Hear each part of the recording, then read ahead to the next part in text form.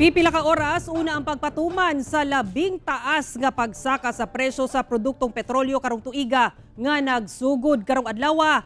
Giliniyahan gayud sa mga magpatubil ang mga gasolinahan sa Davao City ug General Santos City. Ani report ni Argil Relator. Alas 9 na sa gabi, apan daw blockbuster kining usa ka gasolinahan sa Ulas, Davao City sa kataas sa linya sa mga sakyanang magpatubil. Lakip sab ang katapad nga gasolinahan. Kini pipila ka oras una ipatuman ang big time oil price hike adlong Martes. Sumala sa management sa gasolinahan, udto pa lang kuno, daghan na ang nagpatubil kanila.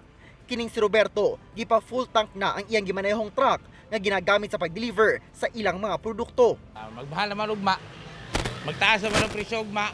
Ang PUJ driver nga si Jacinto, midalikyat na sa pagpatubil, una mo garahe. Ay, biktahad kayo eh. Imbes nga mong ginansya mig 600, 500. Karon ginansya na ko 200 na lang. Maray mo ulit mo. Oh, maray mauli na ko. Sugod Marso 15 sa buntag, 13 pesos and 15 centavos ang gisaka sa presyo matag litro sa diesel, 7 pesos and 10 centavos sa kada litro sa gasoline, ug 10 pesos and 50 centavos sa matag litro sa kerosene. Sa Davao City, ana-ana sa 72 to 83 pesos ang matag litro sa gasoline ug 72 to 86 pesos ang diesel.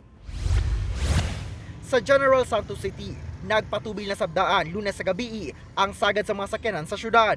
Apan dunay mga gasolinahan nga bisan 24 hours abli, alas 7 pa lang sa gabi, nanirado na.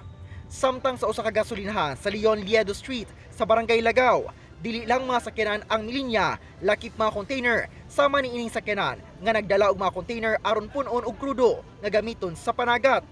Hangyo sa Department of Energy sa oil industry players nga hinay-hinayon ang pagpasaka sa presyo sa produktong petrolyo alang sa mga konsumante. Gina-review na sab nila ang pricing policy sa produktong petrolyo.